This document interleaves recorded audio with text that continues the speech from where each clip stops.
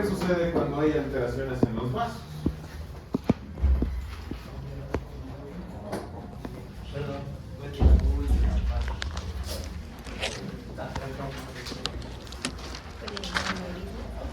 Generalmente tiene alta tasa de mortalidad, morbilidad.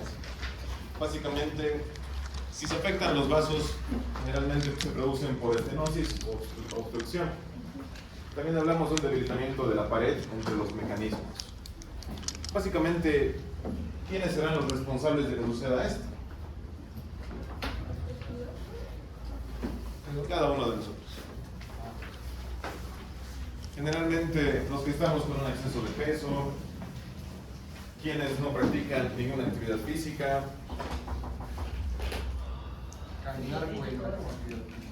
Claro que cuenta. Si caminas 3 kilómetros al día.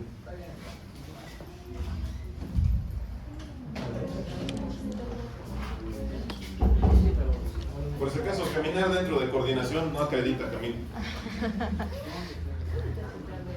Ahora bien, la estructura, básicamente, ya han debido ver en histología, tenemos lo que es una variedad diferente de conductos por los cuales nos van a ir llegando la sangre y va a retornar al corazón. Entre los que mandan la sangre, las arterias. Entre los que recogen, las venas. Y entre quienes básicamente nos ayudan a tener una defensa inmunológica, los linfáticos. Tienen que darse cuenta que las arterias son más gruesas que las venas. ¿Esto debido a qué es? Por el tipo de una lleva la sangre oxigenada y Uno por sus paredes, 2 por el contenido que lleva, 3 por la presión ejercida desde el corazón a las arterias. Caso si no fueran gruesas, básicamente revientan. Entonces, tiene 3 capas concéntricas, una lámina elástica interna por la cual se permite expandir y encoger al mismo tiempo, y una lámina elástica externa. Mientras que las venas tienen 3 capas concéntricas. ¿Qué pasó en realidad? La próxima se queda en la puerta.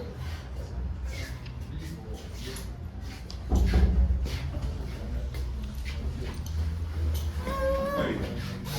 Mayor diámetro y mayor luz. ¿A qué se considera luz? Lumen. Al lumen, es el conducto. Muy bien. Las paredes son más finas y menos organizadas y básicamente contienen válvulas que impiden que ese retorno hacia el corazón tenga un retorno retrógrado.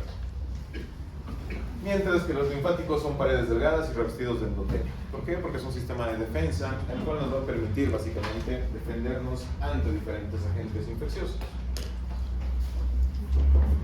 Entonces, para saber diferenciar,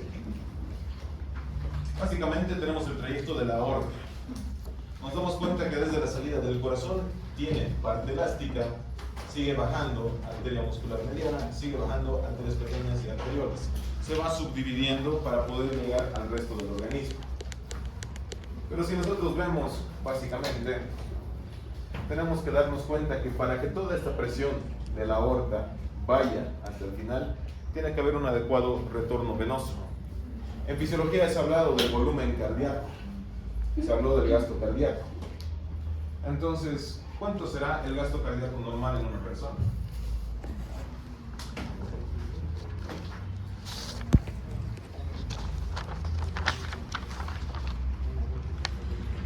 ¿A qué se denomina gasto cardíaco, Nayeli?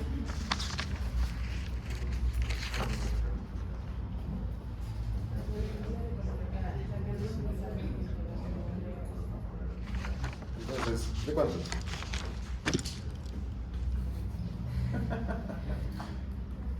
¿Cuánto es la capacidad del corazón para albergar sangre?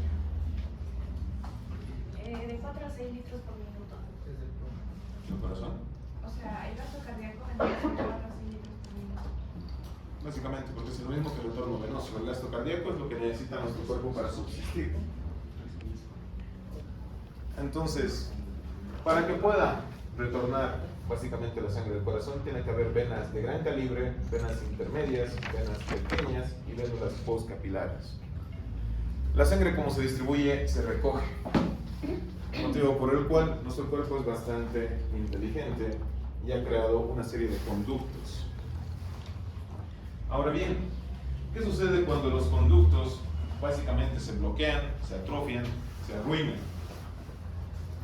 Está el proceso de desarrollo, crecimiento y remodelación, donde, si ustedes ven el ejemplo en la parte de abajo, generalmente es un pequeño vaso.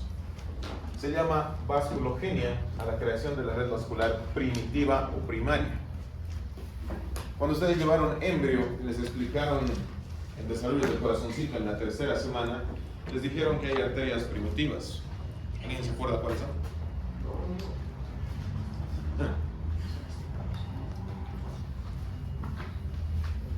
Es fácil su nombre porque una va básicamente a la parte cefálica, arteria cefálica, una va hacia la parte podal y una va hacia la parte umbilical. Entonces son tres. La vasculogenia prácticamente es el crecimiento de un nuevo vaso. En caso también se puede dar en caso de un tumor, en caso de una falla obstructiva, donde tienen que canalizar un nuevo paso para la sangre. La angiogenia o angiogénesis, formación de vasos nuevos en el organismo maduro. Mientras que la arteriogenia, remodelación de las arterias existentes. También nuestro cuerpo tiene un periodo de mantenimiento. Por lo tanto, las arterias también tienen que remodelarse. Caso contrario, imagínense el gasto que hace nuestro cuerpo durante toda la etapa de vida. Si una simple casa, después de unos 30 años, las tuberías están tapadas, imagínense en una persona. Entonces tiene que haber esos tres procesos dentro de la arteria. Bien, volviendo al tema de la embriología, tenemos básicamente malformaciones congénitas. Dentro de las malformaciones, a nivel de los vasos arteriales y también de las venas, ocurren. Entonces, la más común y la más conocida, yo creo ya por todos, el aneurisma. ¿Qué vendría a ser un aneurisma?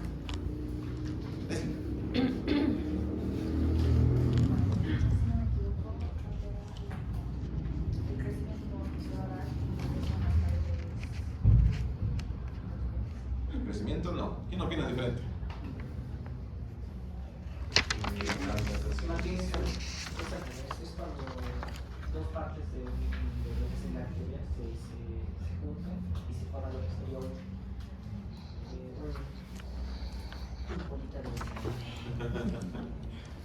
Estela. En sí, un aneurisma se llegaría a formar por parte de que los vasos cerebrales se rompen y llegan a formar una hemorragia cerebral que puede ser mortal. Esa es la consecuencia. Exacto. Entonces, ¿qué es un aneurisma? A mí, como lo decía Bimelec, si ustedes ven la imagen, aquí tenemos una conjunción de vasos. Si no logran ver hasta atrás, lo voy a poner un poquito más grande.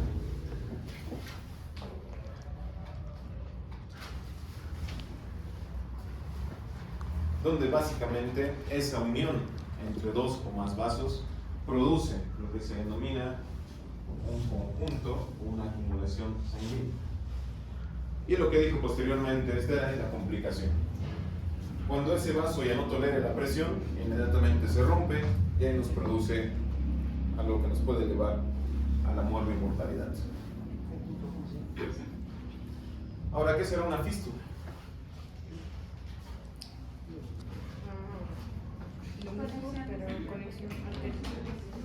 Bien, ahí tienen una arteria, venas que lo están abrazando. Esto hace frío a las horas de la mañana. ¿Y qué sucede cuando básicamente un vaso se atrofia? Lo también llamada displasia fibromuscular. Las arterias musculares son grosas, porque trabajan más. Muy bien.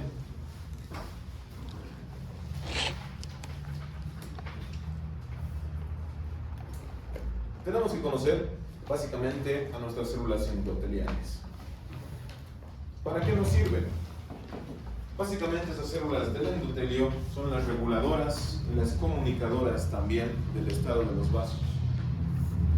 Entonces, Primeramente, se encargan de conservar la barrera de permeabilidades. Elaboración de moléculas protrombínicas, o protrombóticas, perdón. Modulación del flujo sanguíneo y reactividad vascular, regulación del crecimiento celular, elaboración de reguladores de lo que son los anticoagulantes. Entonces cumplen varias funciones. Simplemente esta parte celular nos permite tener también un equilibrio en el sistema interno, tanto arterial como venoso. ¿Qué sucede si estas células fallan? No va a haber una recuperación de un vaso dañado o una arteria. No hay recuperación. En parte se produce básicamente todo lo que están viendo ahí. No habría arterogenia. ¿Cómo? No habría arterogenia. No habría arteria. Por decirles, es un mecanismo conjunto. Primeramente, la tensión normal del flujo laminar, todo lo que es un crecimiento normal, continúa por la activación endotelial. Posteriormente, si la activación es estable, básicamente no se libera básicamente la producción de trombina. Pero si hay una disfunción endotelial, ya vemos que hay un flujo turbulento, hay la denominada hipertensión, tenemos productos lipídicos a nivel de la sangre. Entonces, estas células endoteliales se encargan de mediar también,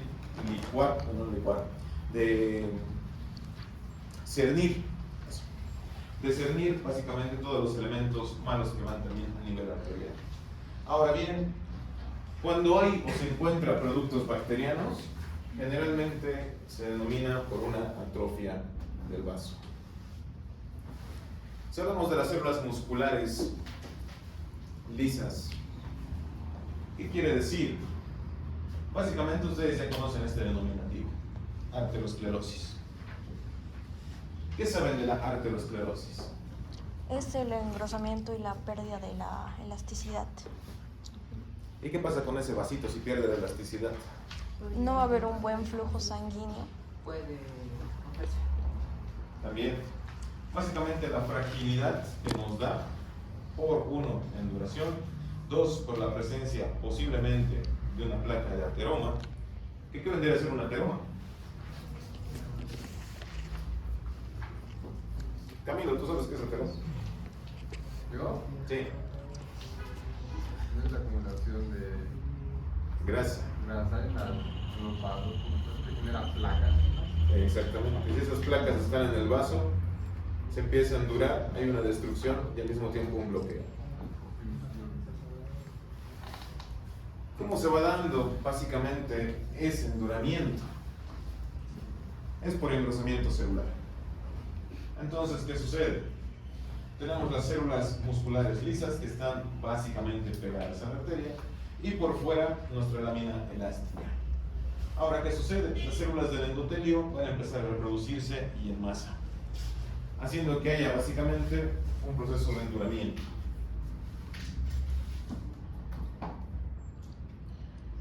Cuando hablamos de vasculopatía hipertensiva, ya dijimos que las células endoteliales se van a encargar básicamente de controlar también la presión arterial y en caso fallen se produce la hipertensión. Cuando hablamos de vasculopatía estamos hablando de un daño en esas células endoteliales y por lo tanto generalmente se desregula la presión arterial. Ahora bien, ¿cuánto tiende a subir en caso de que haya falla en los vasos? ¿Y por qué subiría? Porque evidentemente tiene que haber más presión, porque va a haber una obstrucción, porque como bien dice, los vasos están contraídos, entonces la presión tiene que aumentar para que se pueda compensar la llegada de la sangre y por eso. Exacto. Cuando ustedes tienen una manguera en casa y quieren regar las plantas, abren el grifo y no sale la suficiente cantidad de agua. ¿Qué está pasando en esa manguera? Está obstruida. Está compilado. Uno, no hay suficiente presión para destapar. Dos, si van recorriendo la manguera, la han dejado en el sol y se ha secado. Tres, la manguera tiene residuos que trae el agua y van obstaculizando el vaso. Entonces, bien, generalmente se produce por arteriosclerosis, hipertrofia, insuficiencia cardíaca, disección de la aorta, insuficiencia renal, que básicamente son factores que también intervienen en lo que es la presión arterial. Ahora, Camilo tenía una duda sobre esto el día viernes. ¿Yo? Ah, ya.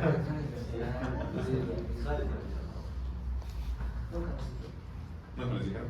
No. ¿Qué averiguaste, Camilo? ¿Qué es hipertensión esencial? Hipertensión primaria. Eso es sinónimo.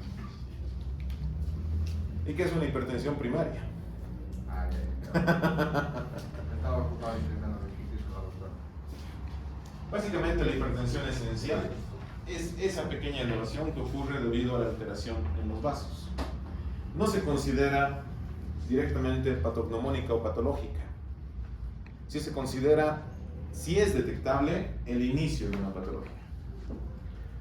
Pero, como bien dice Camilo, son básicamente sinónimos.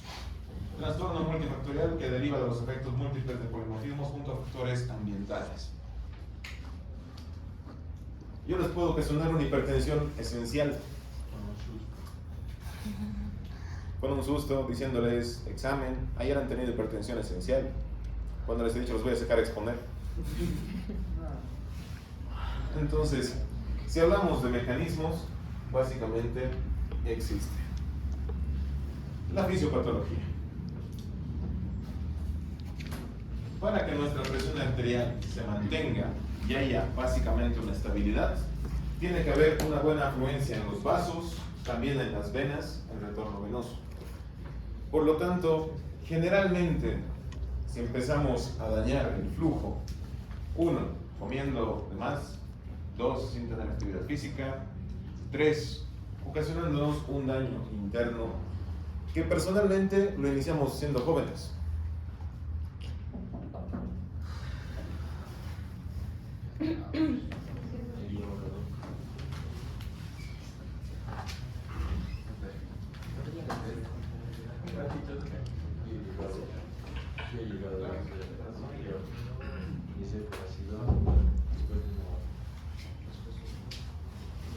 Muy bien. Entonces, básicamente ustedes conocen lo que es la presión arterial. ¿Se acuerdan que había una presión arterial media o el PAM? ¿Saben qué es el PAM? Es la diferencia de presiones entre la sistólica y la diastólica.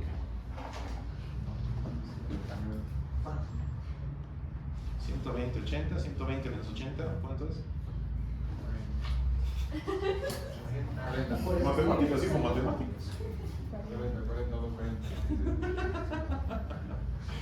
Esos 40 es su presión arterial media. Ahora, ¿qué tiene que ver la presión arterial media en relación a un flujo arterial común? Básicamente esa diferencia de presión es la que se mantiene generalmente a nivel de los vasos. ¿Para qué? Para mantener una resistencia. Y para que esta resistencia después, en la siguiente exposición sanguínea, no se venza. Si se dan cuenta, las arterias tienen que estar todo el tiempo resistentes. No es que se relajen. Porque si se relajan, ahí empiezan básicamente las fallas. Ahora bien, explíquenme ustedes ahora un poquito de fisiología. ¿Cómo actúa nuestro riñón para regularizar la presión arterial? Por el sistema de angiotensina, de renina-angiotensina aldosterona. ¿Y dónde se libera básicamente ese sistema? ¿Qué hace? ¿Qué sucede? A ver, búsquenme lo más recóndito de su conocimiento. La renina va a ser secretada por las células extraglomerares en el túbulo. No, en la arteria eferente. Ya, entonces básicamente la renina va. O sea, va. Para eso me rajo un semestre en fisiología, para explicarles eso y no se acuerdan.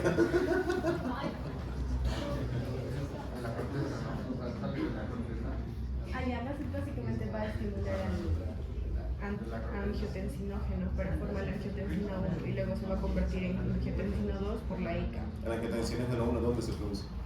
En el pulmón.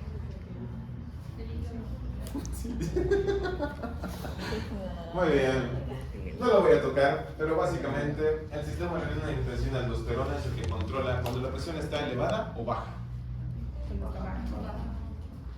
Exacto. Entonces, bien. Básicamente